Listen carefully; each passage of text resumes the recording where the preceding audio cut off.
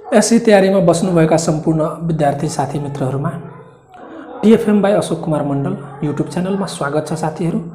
र आजको कुशली साथीहरू बेलना र सोलीको संयुक्त ठोस वस्तु चाहिँ मिलेर बनेको जुन ठोस वस्तु हुन्छ सिलिन्डर र कोनबाट साथीहरू, जुन ग्रुप सी को लागि अब एसई मा लङ मोडेल क्वेशन सेट चाहिँ 2 लिएर उपस्थित भएको छु, जुन चाहिँ यहाँ अलग प्रकृतिको रहेको छ साथीहरू, जुन तपाईहरुको एक्जाममा एसई मा चाहिँ सोध्ने प्रश्न मा आधारित रहेको छ, जुन एसई मा बारम्बार सोधिएको प्रश्नहरूबाट लिएको छ साथीहरू। यस्तो प्रकृतिहरू दोहोरिएको प्रश्नहरू चाहिँ लिएर उपस्थित भएको छु, जहाँ चाहिँ क्वेशन नम्बर 1 मा तपाईलाई सोलुसन यहाँ हेरौं।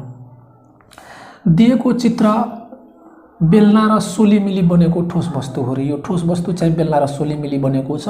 सो ठोस वस्तुको वक्र सतहको क्षेत्रफल साथीहरू, मतलब यो तपाईलाई के छ त खुकुरो छ, खुकुरो वस्तु छ, यसमा चाहिँ तपाईलाई पुरा ठोस वस्तु छैन, भित्र चाहिँ खाली छ साथीहरू। भन्न चाहेको वक्र सतहको क्षेत्रफल 1 4 1 भए पायर स्क्वायर भए अब आधारको अर्धव्यास र आयतन पत्ता लगाउनुहोस् साथीहरू भनिरहेछ। त हामीसँग यहाँ चाहिँ साथीहरू हेरिहालौं, यहाँ बेलनाको उचाइ भन्या छ चित्रमा, यसको सोलुसन गर्दा साथीहरू अब चित्रमा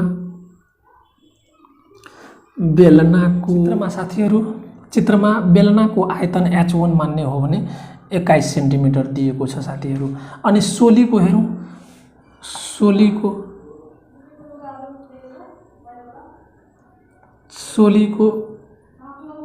छड्के उचाइ दिएको छ साथीहरू।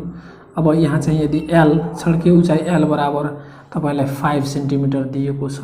अब साथीहरू हामीलाई यसको चाहिँ अब आधा यहाँ चाहिँ ठोस वस्तुको वक्र सतहको क्षेत्रफल दिएको छ र त्यसको आधारमा हामीलाई सबभन्दा पहिले साथीहरू अब तपाईलाई अब यहाँ चाहिँ आयतन निकाल्नको लागि हामीलाई अर्धव्यास चाहियो, किनभने आधारको क्षेत्रफल इन्टु उचाइ, त आधारको क्षेत्रफल वृत्त हो, त पाइ r स्क्वायर, त r चाहियो साथीहरू सबभन्दा पहिले।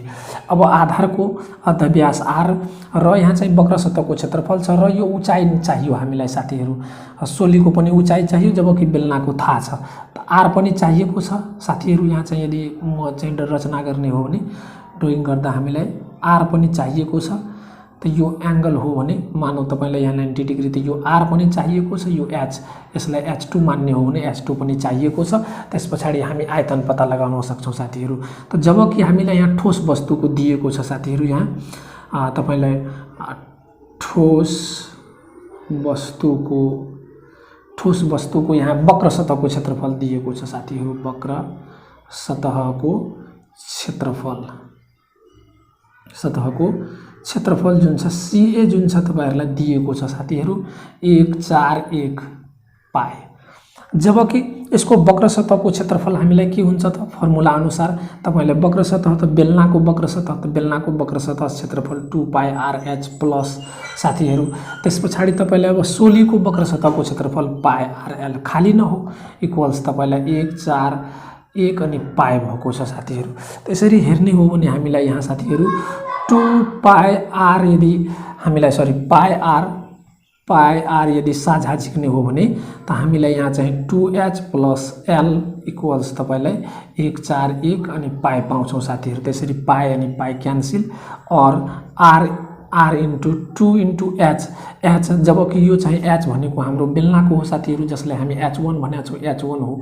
त h1 यहाँ तपाईलाई 21 सेन्टिमिटर दिएको छ प्लस l भनेको छड्के उचाइ सोलीको, त सोलीको छड्के उचाइ 5 दिएको छ 141 साथीहरू।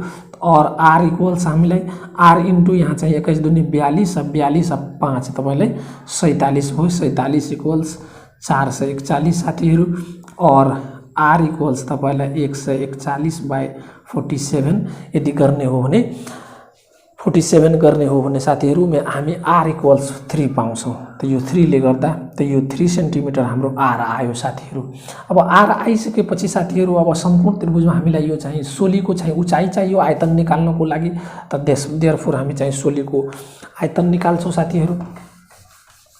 तब सोलीको चाहिँ के रे यो ठोस वस्तुको आयतन निकाल्नको लागि अब सोलीको सबभन्दा पहिले हामीलाई के रे उचाइ चाहियो, त देयरफोर हामी चाहिँ के रे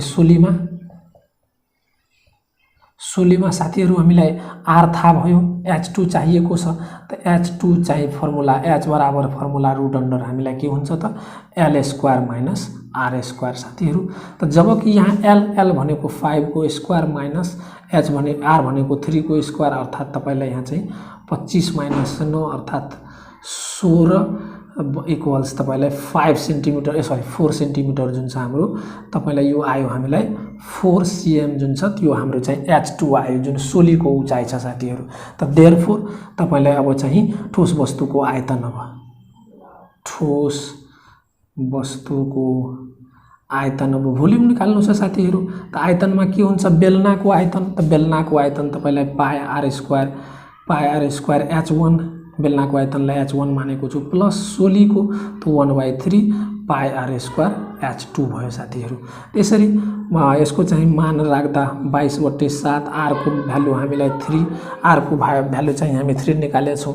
3 को स्क्वायर इन्टु H1 भनेको हामी 21 मानेछौँ यहाँ 21 साथीहरू प्लस 1/3 अनि पाएको मान 22/7 राख्यौँ। आर को भ्यालु हामीलाई 3 को स्क्वायर इन्टु साथीहरू H2 हामीले निकालेका छौँ यहाँ 4। यसरी हेर्ने हो भने साथीहरू यसको क्याल्कुलेसन गर्दा 3 ले यहाँ चाहिँ काट्यौँ 7 ले 7 या 21। त यसलाई चाहिँ क्याल्कुलेसन गर्दा साथीहरू तपाईहरूले यसमा चाहिँ पाउनुहुन्छ 594 प्लस यसको चाहिँ क्याल्कुलेसन गर्दा साथीहरू हामी चाहिँ के अरे 37.71 पाउँछौँ र यसलाई टोटल जोड्दा हामी चाहिँ साथीहरू 631 पोइन्ट तपाईलाई यहाँ 71 जुन यो आयतन हो साथीहरू यो घन एकाइमा आउँछ। त एकाइ हाम्रो सेन्टिमिटर भएकोले घन एकाइ सेन्टिमिटर भयो साथीहरू। त यो तपाईलाई यो भयो पहिलो क्वेशनको चाहिँ सेट 2 को जुन छ पहिलो क्वेशनको सोलुसन साथीहरू। त्यस्तै अब के अरे दोस्रो क्वेशनलाई यदि हेर्ने हो भने त पहिलो क्वेशनलाई म मेटिरहेको छु साथीहरू यो सेट दोस्रोको लागि हामीलाई दोस्रो सेटमा। अब पहिलो क्वेशन को चाहिँ यस्तो प्रकृतिको थियो भने अब दोस्रो क्वेशन साथीहरू हेरौँ अब अलिकति फरक प्रकृतिको छ। फेरि यसमा चाहिँ हेरौँ त साथीहरू यहाँ तपाईहरूलाई दिएको छ साथीहरू बेलनाको आधारको क्षेत्रफल। बेलनाको आधार त वृत्त छ साथीहरू यो वृत्त छ। त वृत्तको क्षेत्रफल दिएको छ। अब बेलनाको उचाइ दिएका छन् भने त्यस पछाडि दिएको पुरा ठोस वस्तुको आयतन दिएको भए ठोस वस्तुको पुरा उचाइ पत्ता लगाउनुहोस् भनेको छ साथीहरू। अब पुरा उचाइ पत्ता लगाउनुहोस् भनेको छ त सबभन्दा पहिले हामीलाई आधारको क्षेत्रफल दिएको छ यहाँ आधारको क्षेत्रफल अनि आयतन दिएको छ साथीहरू। त आयतन दिएको कारणले गर्दाखेरि तपाईलाई यहाँ चाहिँ के हुन्छ त यसको चाहिँ अब हामीलाई यहाँ आधारको क्षेत्रफल इन्टु उचाइ त्यस पछाडि यसको चाहिँ हामीलाई के अरे आयतन दिएको कारणले गर्दा हामीलाई यहाँबाट अब पुरा उचाइ निकाल्न भन्दैछ। त साथीहरू त हामीलाई हेरौँ त यहाँ यसमा चाहिँ अब अलिकति हामीलाई गाह्रो मान्नु पर्दैन। त यसको सोलुसन गर्दा साथीहरू यहाँ चाहिँ हामीलाई यहाँ चित्रमा के दिएको छ त आधारको क्षेत्रफल आधारको क्षेत्रफल। त आधारको क्षेत्रफल जुन हो साथीहरू यो चाहिँ वृत्त हो। त ए इक्वल्स हामीलाई यो दिएको छ। ए भनेको तपाईलाई के हो त यो आधारको क्षेत्रफल भनेको तपाईलाई सिधै म चाहिँ लेखिरहेको छु पाई आर स्क्वायर। त पाई आर स्क्वायर भनेको तपाईलाई 100 cm स्क्वायर दिएको छ साथीहरू। अनि बेलनाको उचाइ तपाईलाई बेलनाको उचाइ यदि H1 भन्ने हो भने तपाईलाई यहाँ चाहिँ 3 सेन्टिमिटर दिएको छ। अब भनिरहेछ साथीहरू र आयतन यहाँ पुरा वस्तुको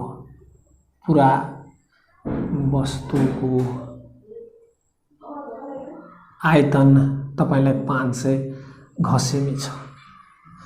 जबकि साथीहरू हामीलाई अब चाहिँ हेरौँ त पुरा वस्तुको आयतन यदि गर्ने हो भने पुरा वस्तुको आयतन बराबर साथीहरू 500 सेन्टिमिटर क्युब हो। जबकि तपाईलाई पुरा वस्तुको आयतनमा हामीलाई के छ सबभन्दा पहिले बेलना।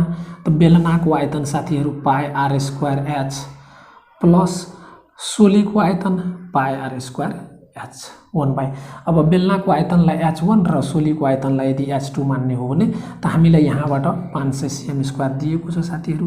जबकि पाई आर स्क्वायर आधार हाम्रो चाहिँ दिएको छ त 100 इन्टु H1 भनेको 3 भयो प्लस 1/3 इन्टु फेरि पाई स्क्वायर भनेको 100 इन्टु H2 साथीहरू।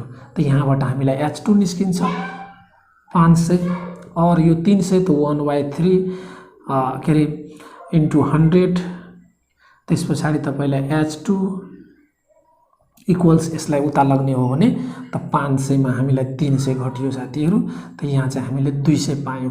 त 200 मा 100 ले काट्दा दुईटा जिरो कट्यो त 2 बच्यो साथीहरू। और H2 इक्वल टु यसलाई क्रस गुणा गर्दा हामी चाहिँ के अरे यहाँ 3 ले 2 लाई गुणन गर्दा 3 ले 2 लाई गुणन गर्दा हामी के अरे 6 पायौं 6 सेन्टिमिटर। यो चाहिँ हाम्रो H2 आयो साथीहरू। अब H2 आइसकेपछि अब पूरा वस्तुको आयतन के अरे उचाइ भन्दै छ, त्यसकारण पूरा वस्तुको उचाइ। अब पूरा वस्तुको उचाइ भनेको अब बेलनाको H1 प्लस सोलीको उचाइ H2। त हेर्ने हो भने त बेलनाको 3 सेन्टिमिटर प्लस 6 सेन्टिमिटर हेर्नु भन्ने हो भने त हामी चाहिँ 9 सेन्टिमिटर पायौं साथीहरू। त यो नै हाम्रो आवश्यक समाधान भयो सेट 2 को साथीहरू। त यो समाधान तपाईहरुलाई कस्तो लाग्यो कृपया आफ्नो प्रतिक्रिया र लाइक र साथीहरुलाई पनि शेयर गरिदिनु होला, किनभने अब तपाईहरुको एक्जाम एकदम नजदिक आइसकेका छ साथीहरु। यसमा चाहिँ अब जुन साथीहरुले अब यहाँ चाहिँ यसलाई हेर्नुहुन्छ यो समाधानहरुलाई, त्यहाँबाट उहाँहरुको जुन कन्फ्युजन कुनै छ भने त्यो कन्फ्युजन दूर हुन्छ।